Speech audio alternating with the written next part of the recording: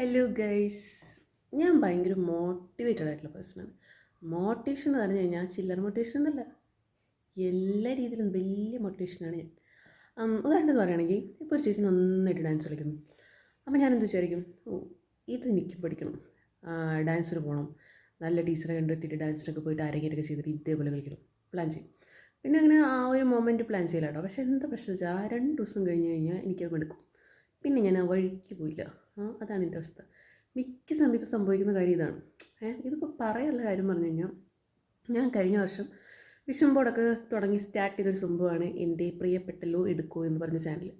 അപ്പോൾ അതിൻ്റെ ഒരു പർപ്പസ് എന്ന് പറഞ്ഞാൽ ഞാൻ LLB ആയതുകൊണ്ട് തന്നെ എനിക്ക് ഞാൻ അതിൽ വരുന്ന കുറേ കണ്ടൻറ്റൊക്കെ ഉണ്ടാക്കി റീൽസൊക്കെ ക്രിയേറ്റ് ചെയ്യാം എന്നാണ് എൻ്റെ ഉദ്ദേശം ഉണ്ടായിരുന്നത്. പക്ഷേ ഞാൻ ഒരു ഒരു 8-10 വീഡിയോസ് അല്ല, അതിൽ കുറച്ച് കണ്ടൻറ്റൊക്കെ ഉണ്ടാക്കി പോസ്റ്റ് ചെയ്തു. പിന്നെ ചില വീഡിയോസൊക്കെ ഉണ്ടാക്കി പോസ്റ്റ് ചെയ്തു.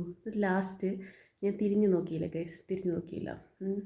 അതിൻ്റെ ഏറ്റവും വലിയൊരു 2025 പ്ലാനായിരുന്നു. അപ്പോൾ ഇത് ഞാൻ പറഞ്ഞു വരുന്നത്, ഈ വർഷം എനിക്കൊരു പ്ലാനുണ്ട്.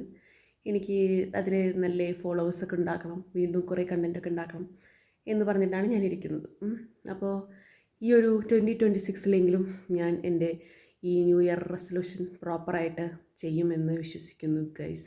അതിന് വേണ്ടിയിട്ടാണ് ഞാൻ ഈ കോസ്റ്റ്യൂം ഇട്ടതിൻ്റെ കാരണം എന്ന് പറഞ്ഞാൽ അതൊന്നുമല്ല. ഇന്ന് തിരുവാതിരയായിരുന്നു.